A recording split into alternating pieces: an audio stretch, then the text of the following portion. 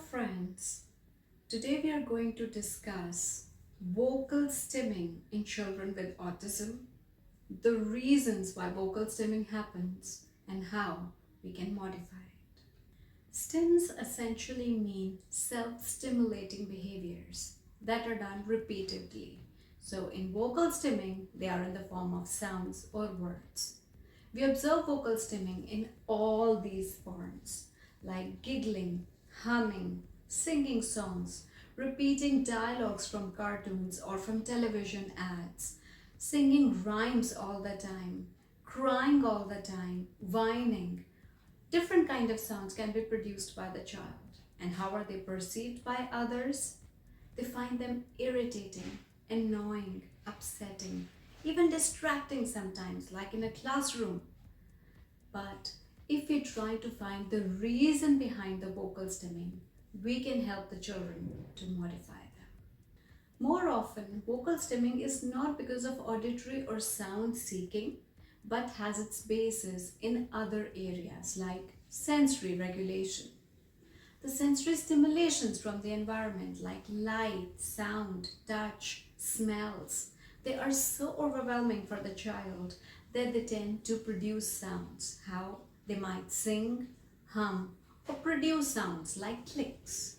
Secondly, it could be a way of expressing or communicating.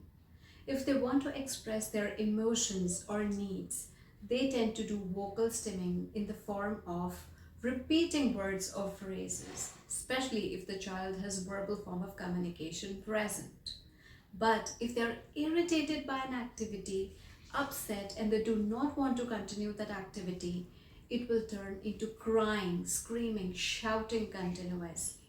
Stimming can also be an expression of anxiety. This anxiety could be related to an activity, too much sensory stimulation, too many instructions.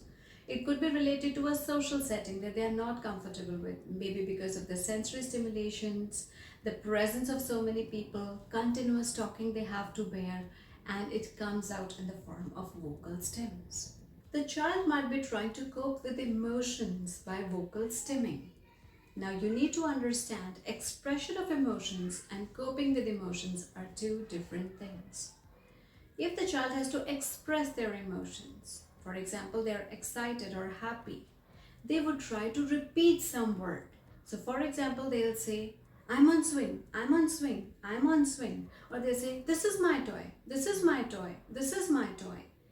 Or if they are upset, then it will come out in the form of crying or whining,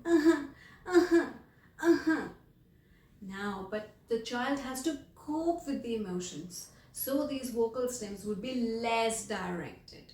So they would come out in the form of singing or humming or some kind of signs that they are producing like clicking or repeating some phrase continuously like an ad they have heard on the television or a cartoon character. They are repeating the conversations there. And finally, stimming can be used to focus or concentrate on an activity. So these can come either in the form of singing or humming, and usually you find the child is not verbal, but they just sing or hum. So they do that during the activity or they keep on repeating a phrase. For example, this is so good, this is so good, these are colors, these are colors, in order to express a part of that activity and which helps them to focus too. As a parent, have you tried to stop the stimming behavior?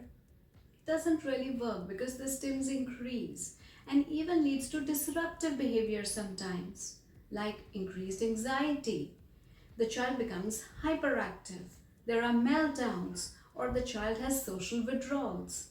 It's as if they are not allowed to express themselves, and this is not good for their self-esteem. Instead, we are going to try these 5 main techniques by which vocal stimming can be modified. First, identify the triggers. In what situations does your child really do vocal stimming? So, if the activity steps are 20, can't we reduce them down to 5 for the day and try more the next day? Or if the child is overwhelmed by the sounds in the environment, can't we provide them with earmuffs? Or if the child has to be taken to a social setting, can't we introduce cue cards, visual cue cards, use social stories to explain to them what's going to happen, take some sensory toys along so that they can self-regulate. Secondly, calming sensory inputs can be provided to the child for emotional regulation. And these should be specific to the child's sensory needs. The child has to go to a sensory setting and we need to provide them with calming things, something related to weight or sensory pressure. It does not mean carrying weights with the child, but making the child wear snug clothes that fit very well, they are not loose, which gives them a constant pressure. Wearing good socks or good snugly fitting shoes, or the child can wear shades so that they don't have to give a direct eye contact to everyone or has to be forced to make eye contact. Similarly, wearing caps or ear muffs, any kind of sensory toys that the child can carry in their hand are all going to help. Thirdly, let us try to reduce the demands of the activity for the child. Let's break down the activity into small steps and only introduce first few steps initially and maybe try a few more the next day. Similarly, try to use the sensory inputs child enjoys for their learning. So if they are visual learners, use of visual cue cards, added with verbal learning or verbal instruction so that they can relate to both. Similarly, use of textured objects if they want to learn with textures, so paints and all, or play-dohs or sands, so that they can learn writing with that or play with them in the form of sensory play. Now, fourthly, as for the STIM itself, try to listen to what the child is saying because the STIM has some connection with what the child is doing currently. For example, if the child is trying to focus on humming continuously or repeating a phrase, you try to respond based on that. If you ask a question intermittently, wait for the child to respond, and the response improves if there is one-to-one interaction rather than many people talking at the same time.